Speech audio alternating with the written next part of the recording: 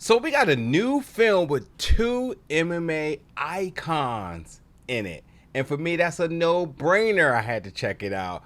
And we're getting ready to get into review of that new film, Operation Black Ops.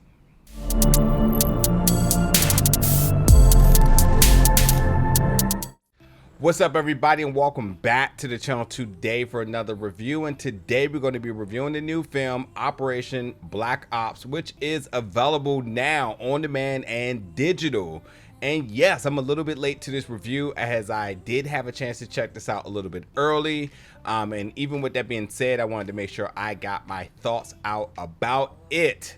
But yeah, as I mentioned, it stars two MMA icons and former UFC champion Tito Ortiz and Cris Cyborg. When you talk about the world of MMA, when you talk about the UFC, you know, you bring up these legends, you know, and one name you absolutely throw out there is Tito Ortiz. And when you talk about Cris Cyborg, who was one of the pioneers within the women's division within combat sports, you know, that's a name easily that slips off your tongue when you talk about the folks who was a part of the pillars in establishing women in MMA. But yeah, the two of them are in the film together, and I was like, oh yeah, well, yeah, I need to see what that's about. And this film definitely had its flaws. You know, there was definitely some things that could have been brushed up on a little bit better in this film. It's a super indie film. But I'm going to say this right now, for the things I came in here for, I got that. But in terms of the complete structure of the film and production, certainly it definitely had its flaws. One being with the cinematography. The camera at times were just off-centered.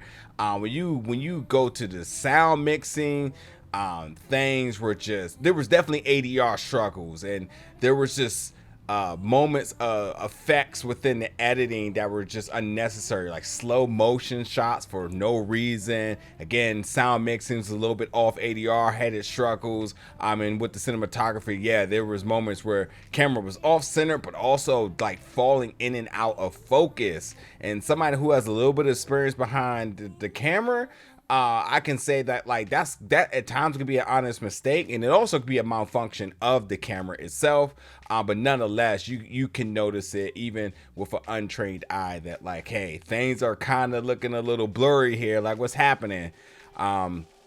But listen, I was here for the hand-to-hand combats here. We're talking about Tito Ortiz and Cris Cyborg. This is what I was here for. And well, that didn't take long. and I definitely appreciate it when it came down to the stunts and fight choreography. That definitely did not disappoint. And sure, I can say I wanted more. I wish they had more action, but for what it was worth, yeah, they absolutely got it. But yeah, this is about a group of mercenaries who were hired to overthrow a neo-Nazi stronghold nested deep in the heart of Texas. That is, to me, scary on a lot of levels. Like, real talk.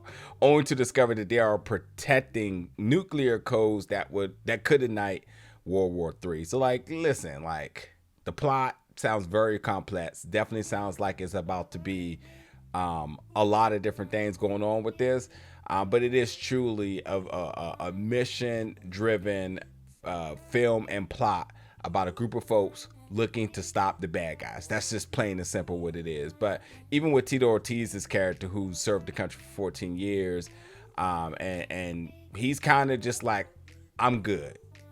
But because there's an opportunity to like settle a debt that he had with somebody, like, you know, there's a little bit of revenge involved with here, and because that one person took the one person he cared about. I mean, tell me if you've heard that before.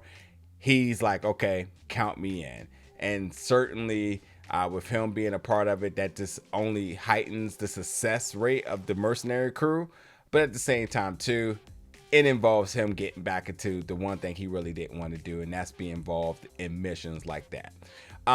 Especially going back to like the fight choreography, I couldn't help but to smile to see Cyborg and Tito sort of spar with one another. I mean, they're legends here, and yes, they're two of the most deadliest people in the world when it comes down to this hand-to-hand combat.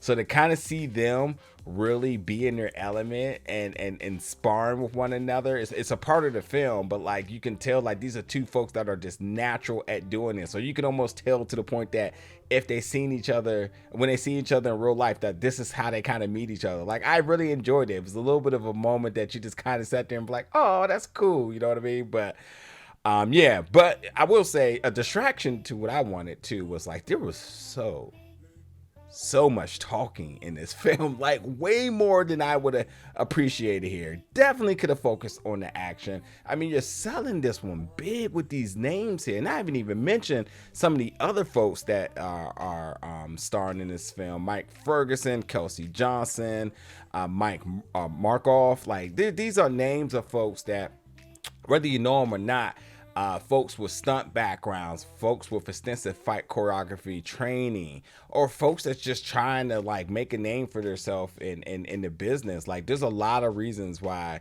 if we focus more on the action, I thought the film could have had a better success, you know? But listen. With all of this being said, the mercenaries, they do all this because they're all looking for either some financial gain and their records clean. And yeah. Another thing I will say, while the fight choreography was definitely highlighted, when it came down to the weaponry, it took a whole hour for some bullets to start flying. That also was kind of like a okay. And then lastly, I would say seeing Tito and seeing Cyborg really get down and dirty. I mean, we got Tito with some ground and pound, which was brutal, and Cyborg pulling out all the tricks. I mean, it was really cool. It was really cool.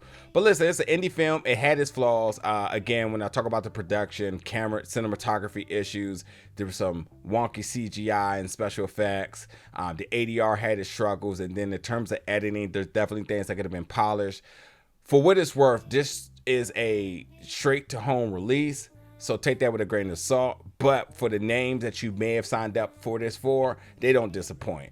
And for where this can go and where the directors can go, I'm actually very curious to see what they'll do next. This was directed by Jamal Burden, and I think that for what it's worth, I'm absolutely interested in seeing what the next project will be. These are some nice names attached to a project, even for an independent film, and I think that continuously working, continuously honing your craft and understanding the things you kind of did wrong here to kind of do better the next time, I think this is definitely a start. Like, listen, it's not at all, I've seen horrible films. This is not at all this. Yes, this one had its flaws, but I certainly see potential of greater things to come. So with that being said, I think you should check this one out, Operation Black Ops. It is available now on demand and digital, folks. Get in the comments, let me know your thoughts about it, and as always, stay tuned for more reviews very soon.